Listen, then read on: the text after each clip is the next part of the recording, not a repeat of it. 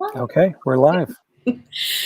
Good evening, everyone. Welcome to the Majors and Quinn Facebook page and or YouTube channel, wherever you're tuning in from. My name is Annie. I'm the events coordinator at Majors and Quinn Booksellers, which, if you're not familiar with us, is an independent bookstore based in Minneapolis, Minnesota.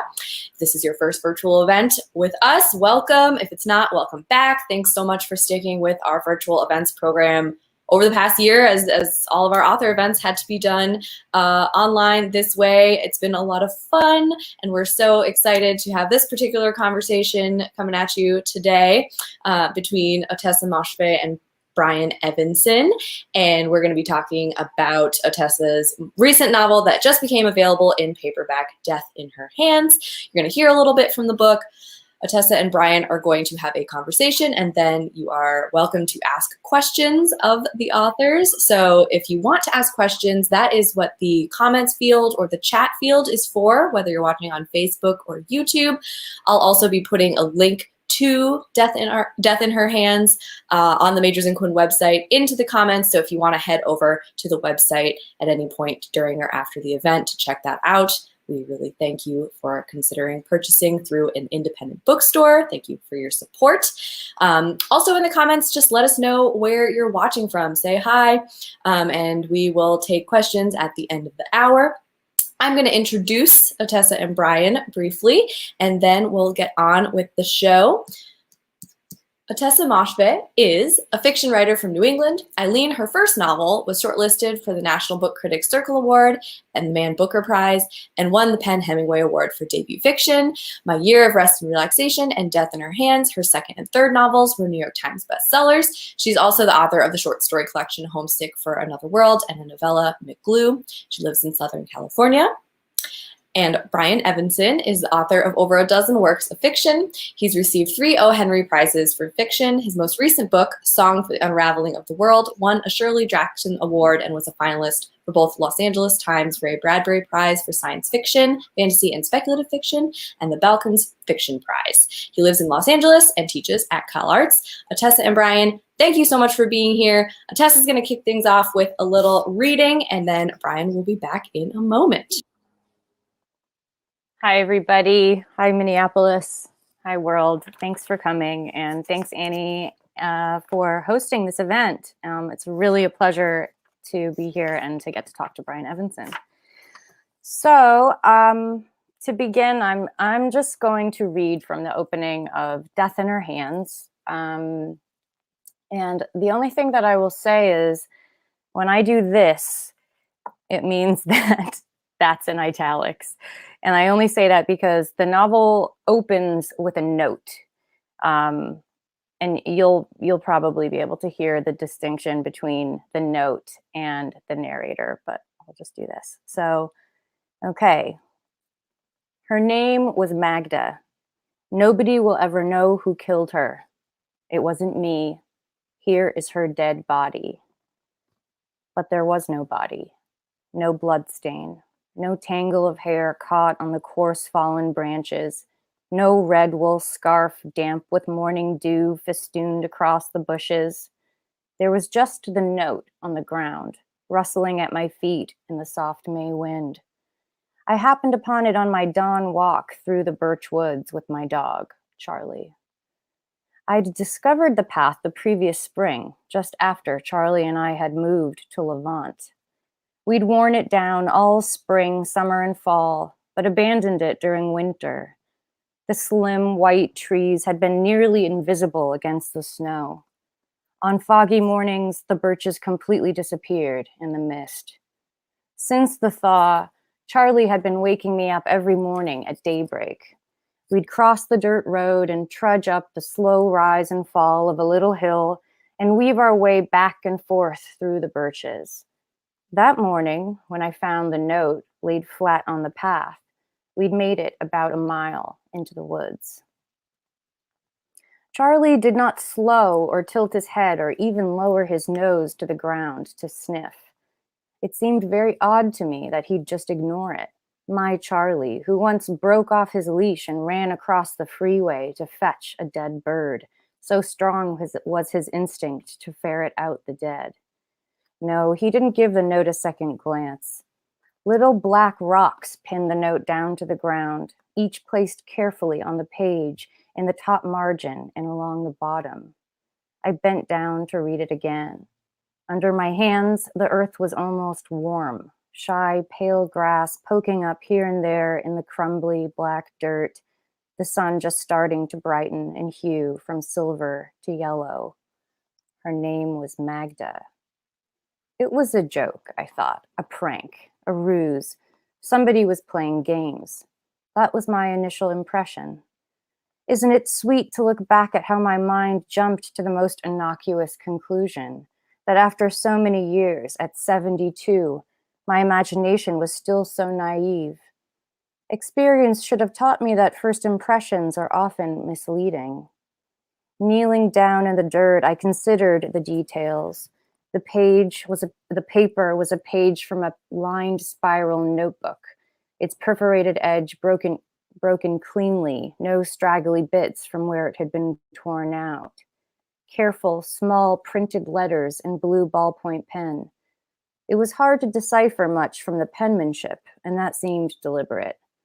It was the kind of neat, impersonal printing you'd use when making a sign for a yard sale or filling out a form at the dentist. Wise, I thought. Smart. Whoever had written the note understood that by masking one's peculiarities, one invokes authority. There is nothing as imposing as anonymity. But the words themselves, when I spoke them aloud, seemed witty, a rare quality in Levant, where most people were blue-collar and dull.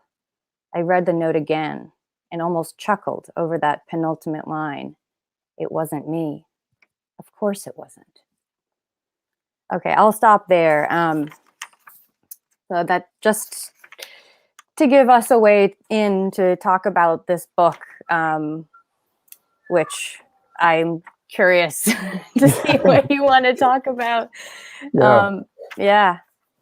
All right. Well, yeah. So it's great to see you again. You too. It's great to be here celebrating the paperback release of this book. I should mention too that you were nominated for a Shirley Jackson Award this morning. That you're a finalist for it. Yeah. So for this book, which is great news as well. I've been trying to think about how best to describe Death in Her Hands. And I think what I've settled on is the idea of it being an evacuated mystery. In that it has much of the structure of a mystery, but it's driven forward by something else, by the way a character's mind functions. And in response, the way it starts is she's responding to this note that she's found and begins to kind of put it together. Or, or maybe we could call it something like a deconstructed mystery, not so much in the sense of the theoretical use of the term, but in the way that if you go to a restaurant, sometimes they give you deconstructed food and you have to put it together for yourself. And so you have all the parts of a mystery here, but I think it's the reader as much as the writer who needs to put them together. And there's also other ingredients that seem like they belong to a different dish at the same time. Yeah, it's sort of a buffet. I mean, it's funny because I wondered how much we would talk about genre because it's something that you obviously have an interest in, and I'm curious. I could ask you a million questions about that. It's funny because even though the content of the note is something that would conjure a murder mystery, I didn't really realize that that's what I was getting into.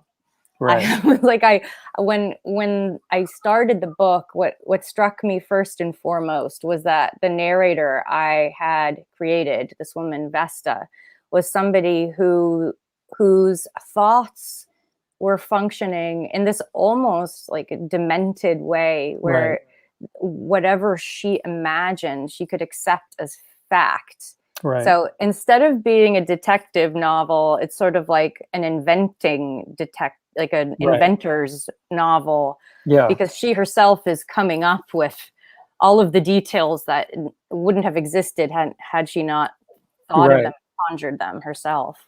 Yeah, and I think that's one of the things that's really interesting about it is that she speculates. So much of it is about her mind and the way her mind works, her imagination. And for me, one of the interesting things is that there are moments when you think, oh, she's just imagining everything. And then every once in a while, something will happen where you think, wait a minute, there's maybe something more to it than that. Mm-hmm. And so the line between what's real and what's imagined in the book, at a certain point, gets pretty blurry, I think. Yeah. Yeah. And, Yeah. yeah. There was a, part of the feeling that I had as the writer was that it was like holding something that was like about to fall apart at any moment. And I kind of liked the stress of that when I read it back after a while. I was like, oh no, this is just going to fall apart now. But then somehow she would catch herself and like make something happen. Right. And I felt like I had a foothold again. Yeah, I mean, I think that's one thing. It's a very delicate structure, but it holds together at the same time, and that I think is a really hard thing to do. So it keeps on, as you say, you keep on thinking, where's this going to go? Is this going to fall apart? But for me anyway, it keeps on keeping my attention and moving me forward. And every time I think I figured it out, it shifts just a little bit, and does for her as well. So keeps me kind of involved with it. But yeah, I mean, I think that's the other question. I mean, you mentioned maybe there's at least the hint of dementia here. There might be a pathology involved. There's things can be dismissed as her imagination, but I don't think they can be completely written off at the same time. Yeah. I mean, I thought I was kind of interested in having a narrator who is this like performing a narration that is sort of like she's taking on the role of me, the author, in her own story. And I often have characters that are, what people call unreliable, which to me just means we're not sure they're always aware of or telling the truth. Right. And what I liked about Vesta was that to me, she was very transparent. And because of that, all of the things that I didn't quite believe about her, they weren't elements of the mystery. They were sort of her own judgments about herself and her past. Right. So it was like interesting to me to have someone who very well might be losing her mind also coming into a place of developing more coherency about her mind and how it works. Right. And I think that's sort of in this kind of subplot backstory with her husband. I think there's a lot of realization about her past and that relationship that develops as it goes on. So it's interesting to have that. And at the same time, her relationship to reality seems to be slipping a little bit. And it's a very interesting kind of movement back and forth. And, I think so much is done just by implication in this book. And that works for me as well. I mean, just the fact that she kind of is playing this game with herself in terms of kind of creating or writing this story. As you say, it's kind of recursive in that sense, or metafictional, but not metafictional in a kind of traditional sense of the word. But it is this character who's writing something that she seems to think of as imagined, but at a certain point she starts, to wonder if it is or not. Yeah. The other thing I thought of when I was looking at it is I'm curious what you think of Olga Tokarczuk's work, because I thought just a little bit about Drive Your Plow Over the Bones of the Dead. Partly because both books make reference to William Blake, and partly because both books involve a relatively isolated older female narrator living in the countryside. There's a lot of differences that's more like they're amiable cousins. And I don't think that was translated until shortly before your book came out, but feels like a nice connection. It was very eerie when Death in Her Hands came out last summer, seeing comments about that other book. Right. Because I was completely unaware of it. And there's some people were making a case for like me having copied her, which to me is just like the coincidence of details in the way that it was described felt very creepy. I did buy the book and I started it and I couldn't read it. I think maybe it was just like some kind of like a mental dissonance. Like maybe I'm not supposed to read it. So she wasn't an influence, but maybe we're sort of like tapped into something. Yeah. I mean, it was not something I thought about for most of the book, but just especially when you quote the Blake, then that was something that started to resonate with me, and I began to think about it. But I just saw it as like this similarity. Were there books that you were kind of thinking about as you were working on this book, or do you kind of work more in isolation? I mean, I don't think I was thinking about a book. I think I was sort of thinking about the abstract feeling I had about like Agatha Christie or Monsieur Poirot on PBS growing up, and Murder, She Wrote, you know, like things that had trickled into my consciousness through like pop culture or like, you know, this like nerdy pop culture. Not exactly like, you know, hip, but I thought, I mean, there's something very alluring about an older woman protagonist for me, because it's like I don't have anxiety about her in the way that I would like a 25-year-old protagonist. Like if she tells me something I think is stupid or wrong, I'm not going to really take offense, you know, because she's old and like set in her ways in the way that we think about you know, older generations. But but then I think in a deeper sense, she felt, even though Vesta is a character who I think isn't fully formed, her unfinishedness felt complete to me when I met her at 72, because she could look back at her entire life and she had a perspective that I don't have yet. And so her life was like, in a sense, over. I'm not saying that 72 is actually that old. I mean, my dad is 76 and I don't even think of him as old at all. I mean, yeah, my mom is 74, but and certainly not losing her mind at all. But in this case, this Vesta, I you know, just to give a few more details about like what she's doing, is she's been sort of recently widowed. She she buys a cabin on a lake in the middle of nowhere in a pretty economically depressed landscape, Levant. And she knows nothing about it when she goes. She's recently gotten a dog for the first time. She's completely alone, knows nobody, doesn't have a phone, and does basically the same thing every single day, which are like the like pretty mundane thing, like a I would say sort of healthy balance of chores and pleasurable activities, but very dull. Right. She's written a schedule out for herself, and that's what she follows, but never finishes it all. Yeah. I mean, I think it is for me. I mean, one of the reasons she's able to come to some of the realizations about her life is because she's been through this major life shift when her husband died. And she has this choice, I think, to stay and kind of be the widow. Or she can kind of just pack up and go somewhere else. And she makes this, in a way, it's a very brave move. It's also a very, very crazy move in some ways, to just kind of completely isolate herself. And then, she has to kind of figure out who she is and what to do with herself. And, what do you do when you have weird neighbors and things like that? There's a huge importance, I think, for naming and names in the book. Partly because, she, for instance, Vesta, very early on is her name, first of all, which is Vesta Gull, is a strange name.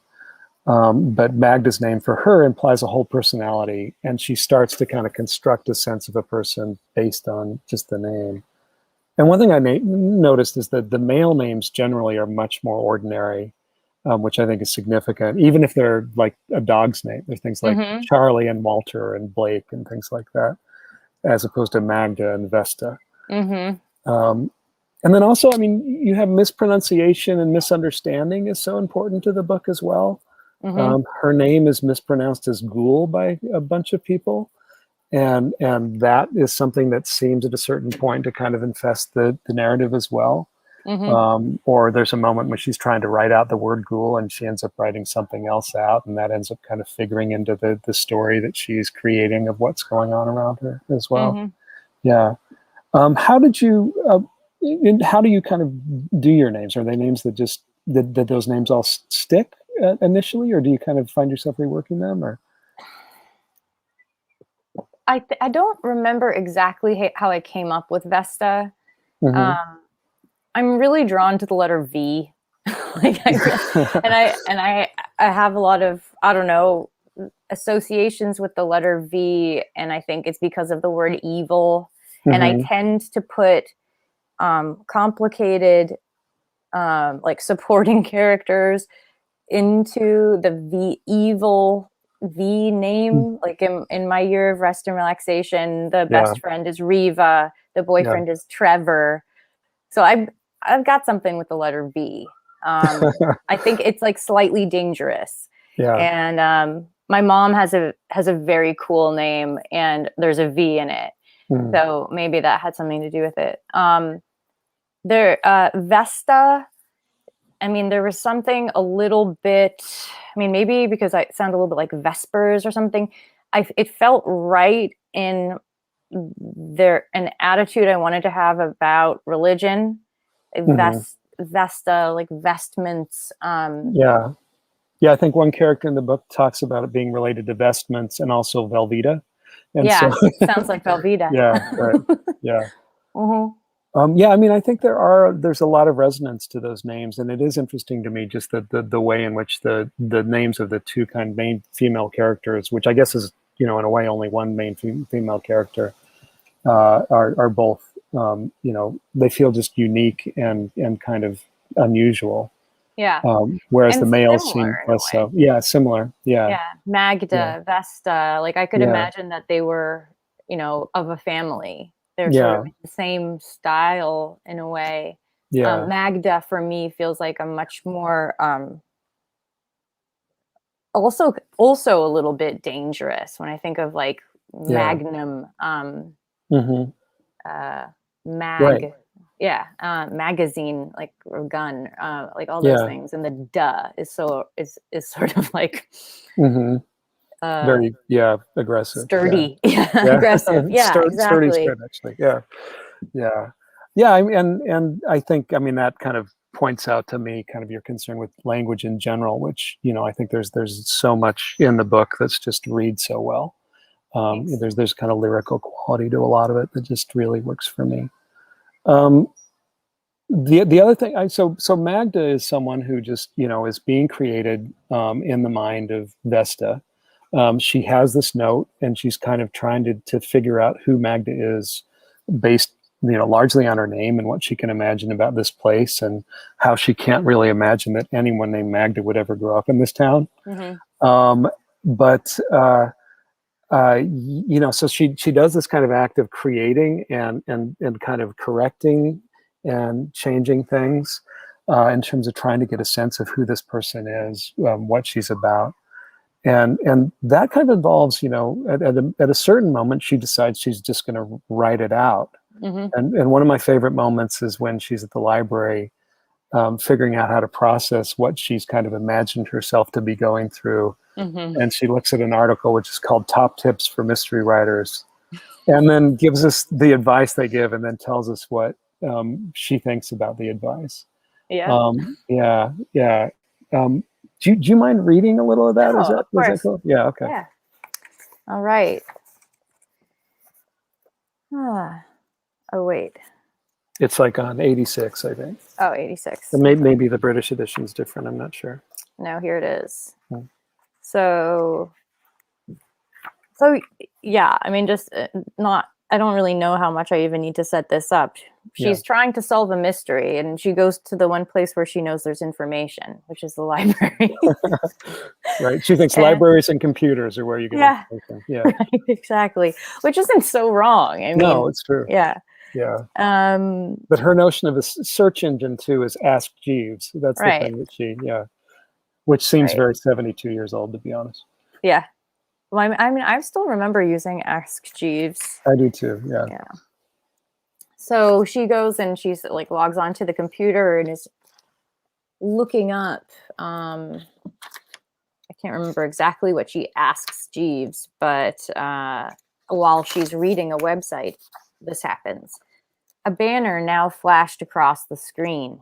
Top tips for mystery writers! Exclamation point. I clicked on it. As I expected, the suggestions were all prescriptive, allowing nothing of inspiration, no real creativity, no real fun. And so the first suggestion is, reading lots of mysteries is essential. That seemed like ridiculous advice. The last thing anyone should do is stuff her head full of other people's ways of doing things. That would take all the fun out. Does one study children before copulating to produce one? Does one perform a thorough examination of one's feces before rushing to the toilet? Does one go around asking people to recount their dreams before going to sleep? No. Composing a mystery was a creative endeavor, not some calculated procedure. If you know how the story ends, why even begin? Yes, a writer needs some direction, some wisdom, and knowledge about the mystery she is writing, or else she is just twiddling her thumbs, scribbling things down to memorialize her mind space. It seemed to me that doing so was actually rather humiliating, a sign of arrogance and self-conceit. But I supposed it was indeed the job of the writer to belittle the miracles of this earth, to separate one question out of the infinite mystery of life and answer it in some sniveling way. Walter had always dismissed fiction as a pedestrian pastime, like television. Agatha Christie movies he supported, however. He found them satisfying, I think, because he could always outsmart me when we watched them together. He brought videos home from the university library. These are very predictable stories, don't you see? I can solve it. The killer is always the person just west of center. He talked like that, and I knew exactly what he meant. The killer wasn't directly in front of my face, but within reach. I could always see the answer just as clearly as Walter, of course, but he took such pleasure in being right. He loved to feel brilliant. I had to acquiesce, let him outshine me to keep the peace. But I knew I was savvy too, not an expert at anything, but very capable. And then later, another tip is, give the murderer a clear and convincing motive. And Vesta says, well, I needn't give the murderer a motive. The murderer must have done that for himself. Yeah. I love her skepticism in terms of some of these details. Well, she's kind of a snob. Yeah. Like she would never take the advice or make it look like she appreciated it. Right, exactly. No, it's true. My mom is a big mystery reader and reads Agatha Christie obsessively, and she reads them over and over again. So she'll go through the whole series and then she'll read them again. And I've, that doesn't make any sense to me, because once you figure out what the mystery is, maybe you don't need to read it again. But for her, there's something like recursive and comforting about that. And since she reads so many of them, she can't always remember which one, how each individual one turns out. So yeah.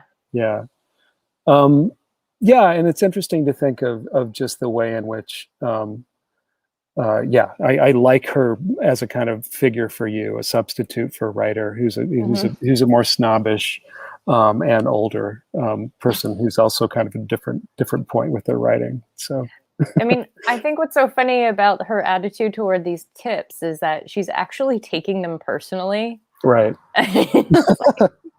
Yeah. Like almost as though they're criticizing her way of doing things. I actually find, I think maybe the reason I was attracted to the idea of her, having a chapter in which she goes through these tips and responds to them. And in a sense, her responses help her figure out what procedures she actually believes in. Yeah. I think that appealed to me because it doing that kind of thing actually appeals to me as a writer too. Sort of like having my background was so not a mainstream fiction writer's background. Like I was never Me interested neither. in like writing a novel. Seemed like such a sellout move when I was, you know, becoming a writer and young and like experimenting a lot. But then when I started writing novels, I felt there was this incredible fun I discovered in engaging in a tradition and in this sort of tried and true structures in storytelling, and using them for my own purposes and kind of playing with them actually resulted in things that I know I couldn't have thought up on my own. So, I mean, so, I think it can be really useful. It's almost like working in a fixed form in poetry or something where you have these constraints, but you can still do a lot within them and play around with them. So, I mean, a lot of your work strikes me as kind of playing around with what we think of as traditional structure and taking it in a different direction. Eileen certainly does that. Yeah. And, you know, some of the stories do as well. And, you know, I think even McGlue seems to me like it's taking on a kind of adventure narrative or something and kind of subverting it and putting it in a different space. So, yeah. So do you feel like, I mean, is reading a big part of your process, or is it more just kind of being aware of, It's so weird.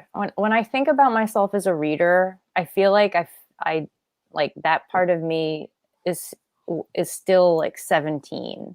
And as an adult reader, I read for really different reasons than I used to. And I find like I have problems reading fiction when I'm writing fiction. Like it just makes me feel impatient to get back to work. I start to feel resentful that I'm spending time in somebody else's fiction world. Yeah. And I find it really, really distracting. Yeah. I find it distracting. And then it's also sort of sad that I'm like putting myself in this even more isolated place as a writer, and I'm not allowing myself to engage in other people's writing. But I do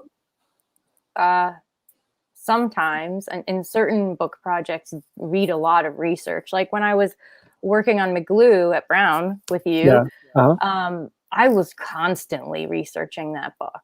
And the research was like part of it felt like part of the spiritual process of like transmitting the narrative, because everything that I found was like, it almost felt like it had been given to me. Oh, here's that detail that you've been, you didn't know you needed. And now follow these breadcrumbs over here. And the story really built itself around my research reading. So that's I love that. Yeah. And do you think the voice with that book too was partly something that you were getting from your research, or was that just manufactured? I mean, I definitely manufactured. Like I could not have pulled off like a accurate 1850 drunkard from Salem, Massachusetts, without a lot of invention. I could do the drunkard part, but after that, it gets hard. Yeah, I mean, I think reading old newspapers and just looking at the way, I mean, interestingly, the way like newspaper journalism is not normal vernacular by any means, even today. I think it's more talky now, for sure, especially in the internet age, in the way that written language is way more talky than it was. But in 1850, reading a newspaper from Massachusetts was like, it had so much pizzazz. It was weirdly jazzy and like almost advertising itself at the same time. I mean, maybe there was a lot of competition at the time for reading stuff, but it was not. It was not stale. It felt very opinionated and very lyrical. Yeah, I remember the titles and subtitles. I've only looked at like late 19th century stuff, but like the titles and subtitles are often just like way over the top and crazy. Yeah. Cool. So one thing, so this is McGlue we've been talking about, which if you don't know that book, it's also a really good book. One thing that I've always liked about your work is that each book seems pretty distinct from the books that come before. even as like there's certain themes that you kind of echo and repeat and go back to. And this one you already mentioned, that the narrator in this book is much older than the narrators in your other novels. I think you have at least one story where you have an older narrator, maybe not quite this old. I have a story narrated by an older male character. Yeah, that's and I always forget this about Eileen, but it's actually narrated by an older Eileen, thinking back about the time in her life when she was 24. And I felt in a way that I was, not that I was returning to Eileen, but there was this sort of comfort in being or occupying the space of an older woman. I'd forgotten that about Eileen, but of course it's told after the fact, and it is quite, the place of telling is she's pretty old by that time. Yeah. I actually, the first draft I wrote of Eileen was in the third person. And I wrote it and put it away, and then I went to a residency in upstate New York, my first residency ever, and I was like, okay, I'm really going to edit this book. And I read it. It took me a couple of days, and I was just like devastated. It was horrible. It was horrible. And I like had this real like come to Jesus moment where I was like, this isn't going to work. And so I went to bed deciding to throw the whole novel away. And I woke up the next day, like really like missing Eileen. And then it just like occurred to me that she had to tell her own story, but in order to hold on to that sort of like sarcasm and judgment of herself, it had to be 50 years must have passed for this to make any sense. So then I rewrote it, and it started coming together. Yeah, I mean, it feels like that really works for me in first person. It's hard to imagine it in third person, which it sounds like it was hard for you to imagine it in third person too. Yeah. Well, that's so. Yeah, you have that connection between Eileen and Death in Her Hands in some ways.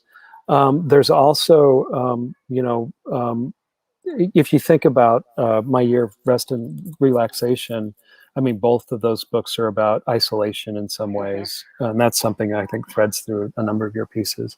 But I'm curious, how you approach the writing process. Do you kind of start with a situation or an idea or a character or a kind of structure, or does it just vary from book to book? Or yeah, I mean, I have a couple of different approaches to process in novels, and I feel like every novel I write, I'm sort of trying to make the last process easier for myself. Right.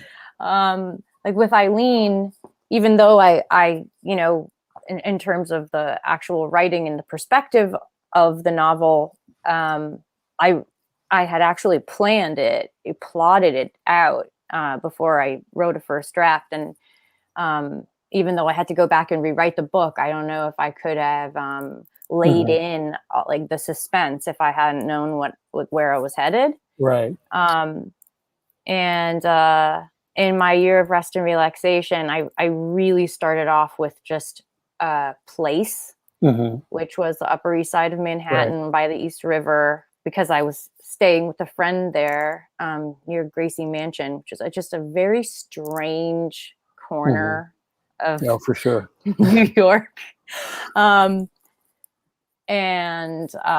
mean, the whole thing came out of that, and it was excruciating to have not know what I was doing at any point. And I made, and not that I feel I wasted time, but it was just a much more depressing sort of cycle for me, because the lessons that I had to learn required a lot of mistake making. And, I don't think the book would have been what it was if I had planned it out. It would have been a different book. So I don't really regret it, but it was tough. Right. Sounds like you regret it just a little bit. A little bit. I mean, I'm like, God, why was that so hard? Yeah. Because in a sense, it's a very simple premise. I'm like, sometimes those are the hardest. Yeah, for sure. Yeah, I mean, For, I've done the same thing where some books Mhm. I've charted out pretty specifically, and other books I've just kind of, just had nothing going into them, Mhm. and both lead to results that I'm happy with. But it is the agony of the book that you don't chart out. Like I Yes. wrote a book called The Open Curtain that took me 6 years to finish, and it was Oh, because I wow. didn't chart it out, and multiple times I almost abandoned it. So, Wow. so I feel your pain. That's the first book of yours I read. Ah, Love that book. yeah, I'm glad you do. I'm curious too about my year of rest and relaxation. Does it feel like a very different book to you after the pandemic, or did I don't know. It doesn't. Okay. To me, the book is really like my experience of the book, and also this other thing that other people read and carry around sometimes. Mm-hmm. It feels like it's been.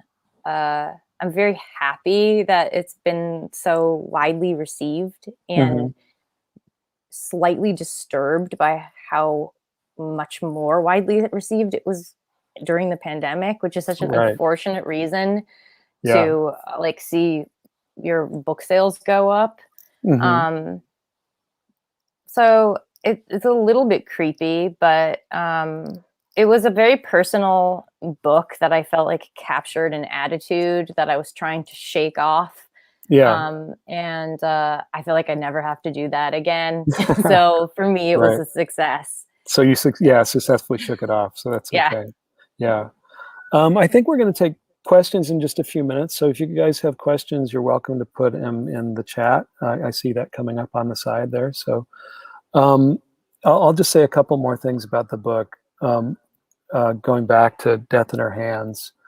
The title, I think often you run across a phrase in a book that's the same as the title or similar to the title, and that makes you want to give it a lot of interpretive weight.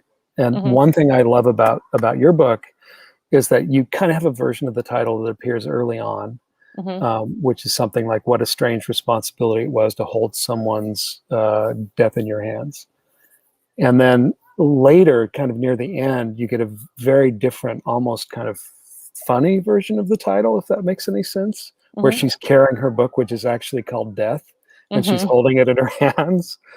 And that for me was so much like what the book was doing as a whole, where it's like it gives you something and you think you have this ground, and then it kind of twists it or kind of shifts it a little bit in a way that's really interesting. Hmm. Yeah, yeah. And then what happens with the book a page or two later, I think is great as well. How she kind of, what she does with the book, which I won't talk about for anyone who hasn't read it yet. So, but it also, I think, points us to the way in which words are almost things in this book. Hmm. So death is not only death, but it's also a book that's called Death, and Hmm. it's really hard for us to distinguish between the actual world and the words that generate a world for Vesta as Yeah. well. Yeah, and I think that part of the delicacy of the book is just the balance between those, what's real and what's not real, and how you kind of are. I mean, the reality that I think you're kind of tied to with the book is the reality of her mind. Hmm. And so it's a very, it feels to me like a very personal book in the sense that you're very, very close to this character. And in a way that you sometimes are with first person books, but I think it's even more intense here. Mm. So, yeah. Thanks. Yeah. Well, so if there are any questions, we're welcome to take that. Otherwise, I'll keep on asking things. Um, yeah. Yeah, I don't see any questions on the side here yet. We do have some really nice comments. Thank you, everyone who is watching.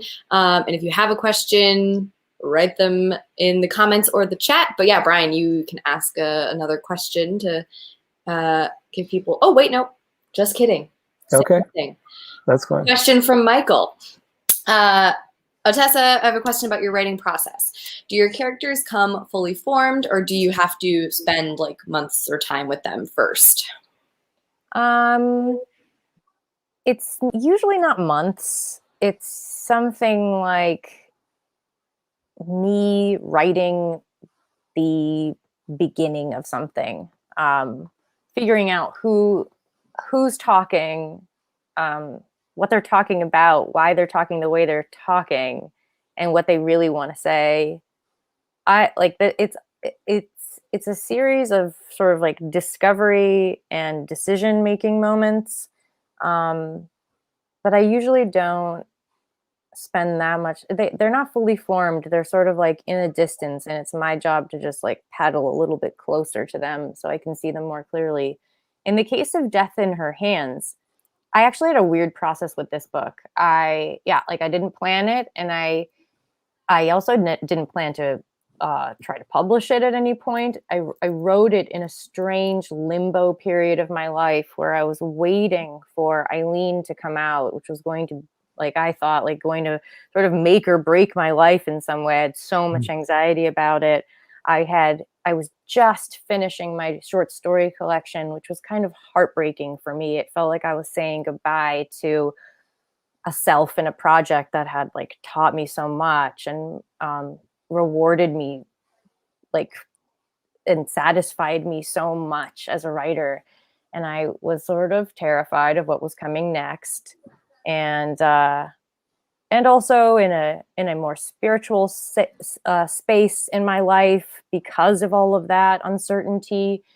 And I wanted my process for this book, and I didn't know it was this book when I started, but a book, to really run on faith and run on me being present in the moment of writing. So I told myself I'm going to sit down and begin, and every day I will write 1,000 words, and it ended up being not exactly 1,000 words, but something like that. And I wouldn't go back and read what I had ever written on any previous day. And I would do that until I reached the end of a novel. So I think that process really is the thing that got Vesta to be a person for me, because she's so born out of that methodology. You know, every day I wouldn't know what I was going to write. I forced my hands to move. I followed instincts and whims and sort of like would get distracted by a word and play with that word. And I kind of became Vesta as the writer. And she certainly has memories, but there is something about her character that is kind of a mind falling apart a little bit. There was sort of a disintegrated feeling about her. So that having the sort of goldfish mind as a writer, you know, what happened yesterday? I don't totally remember what I wrote, but I think I know what I want to write now. And so I had to just sort of like show up for it and believe that it was all going to work out in some way or not. But so it was a sort of test every day to see if I still had anything more to give. So was it written before my year of rest and relaxation? You know, it's funny. I wrote sort of the exposition of my year of rest and relaxation, and intuitively knew I should not write this right now, and put it away. Proceeded with all the things that I mentioned, the short story collection, finishing that. And I knew that I couldn't go back to my year of rest and relaxation until after Eileen was out, and I kind of knew where I was going to be. I was also like moving from California back to where I came from, which didn't work out. Like it was just a lot of movement and uncertainty. So I wrote Death in Her Hands. Then I wrote the rest of my year of rest and relaxation, waited even longer. My year of rest and relaxation came out. I came home from the book tour of my year, and was just back at my desk, like grateful to be in one place and be home.